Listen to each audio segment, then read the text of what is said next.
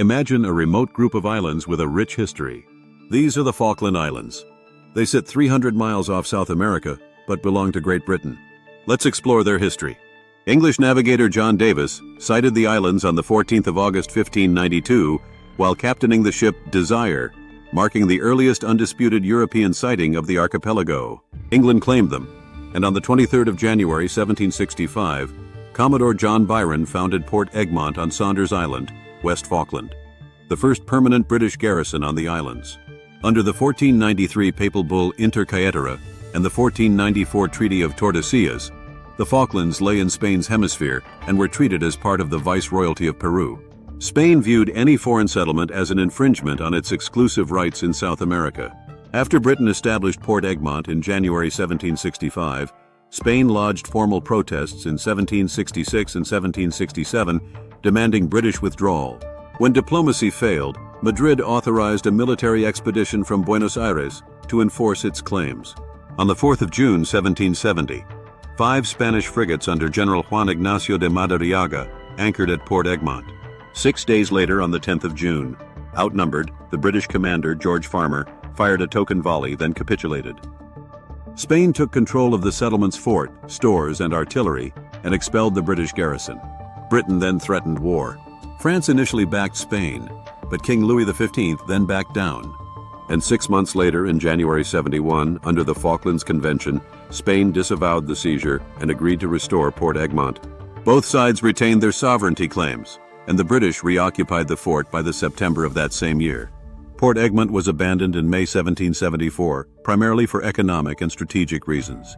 Keeping a garrison nearly 8,000 kilometers from home was extremely expensive. All supplies, food, tools, building materials, had to be shipped, driving up logistical outlays far beyond the settlement's value as a trading post or naval station. By 1774, Britain was bracing for conflict in its North American colonies. The Admiralty ordered a general redeployment of naval and military assets to protect more vital holdings. Port Egmont, being both remote and lightly manned, was deemed expendable in that wider crisis. After Spain's 1770 occupation and the 71 agreement allowing Britain to reoccupy under protest, London calculated that a cost-saving withdrawal, leaving behind only a commemorative plaque asserting sovereignty, would preserve its claim while avoiding renewed hostilities. When the British garrison left, they nailed the lead plaque to the door of the blockhouse declaring Britain's rights, a symbolic act that kept the sovereignty question alive even as the islands fell into de facto Spanish hands until 1811. In 1833, Britain reasserted control. A British naval force removed the Argentine garrison. This marked the beginning of British rule on the islands. Since then, the UK has maintained sovereignty despite Argentine claims.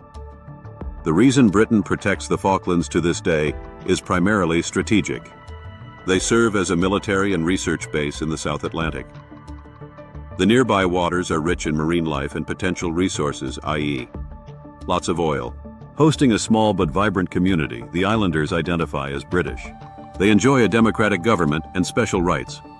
The UK feels a moral obligation to protect them, ensuring safety and stability. The UK spends around £70 million annually on the Falklands.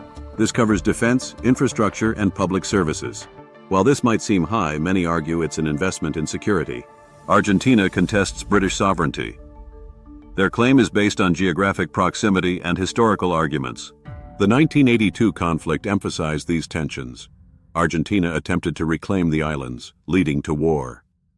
The UK's response was swift. They dispatched ships and troops, reclaiming the islands within months. This conflict has left lasting impacts on both nations.